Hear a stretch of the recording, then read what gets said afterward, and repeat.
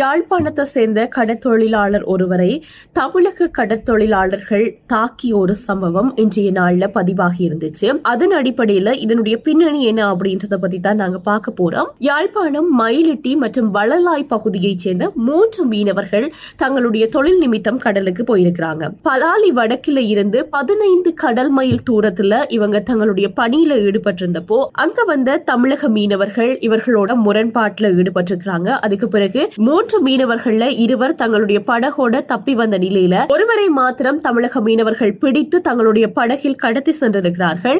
கடத்தி சென்ற குறித்த மீனவரை மூர்க்கத்தனமான முறையில தாக்கி இருக்கிறாங்க. குறித்த காணொளிகள் இப்போ சமூக வலைத்தளங்கள்ல பார்க்கக்கூடியதாக இருந்தது. அது மட்டும் இல்லாம மிக மிக ஒரு கண்டிக்க வேண்டிய ஒரு விடயமாக கூட இருக்கிறது. அதாவது என்ன பிரச்சனையாக இருந்தாலும் இருவரும் தமிழ் பேசக்கூடியவர்கள் தான். சோ அங்க பேசி தீர்த்திருக்கலாம் அல்ல ஏதோ ஒன்று. ஆனால் கை வைத்தது, அவரை தாக்கினது இதெல்லாமுமே ஏற்றுக்கொள்ள முடியாத ஒரு விஷயமாக இருக்கிறது. இதனையும் தாண்டி எத்தனையோ இந்திய மீனவர்களை இலங்கை அரசாங்கமும் எல்லை தாண்டி மீன்பிடித்த குற்றச்சாட்டில் கைது செய்திருக்கிறார்கள்.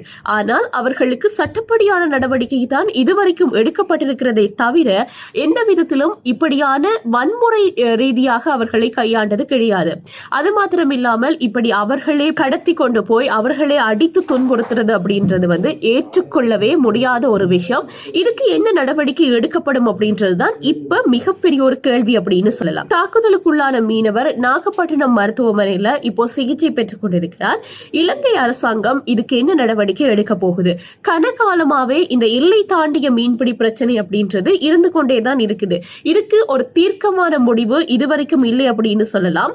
இப்போ ஒரு வன்முறை சம்பவமும் இடம்பெற்றிருக்கிறது. இந்த வன்முறை சம்பவம் ஏற்றுக்கொள்ளவே முடியாத ஒரு விஷயம்.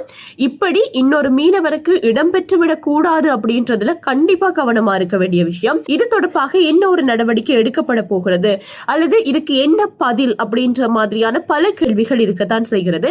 பார்க்கலாம் நாளைய பொழுது இதுக்கு ஒரு பதில் கிடைக்கும் அப்படின்னு சொல்லி நான் நினைக்கிறேன். இலங்கை அரசாங்கம் எப்படியான ஒரு முடிவை இதுக்கு எடுக்க போகுது, இதுக்கு ஒரு தீர்க்கமான முடிவு எடுக்கப்படுமா அல்லது இதுக்கு ஒரு பதில் என்னவாக இருக்க போகிறது அப்படின்றது ஒரு கேள்விக்குறிதான். பார்க்கலாம் நாளைய பொழுது இதுக்கான ஒரு பதில் கிடைக்கும் அப்படின்னு சொல்லி நம்பலாம்.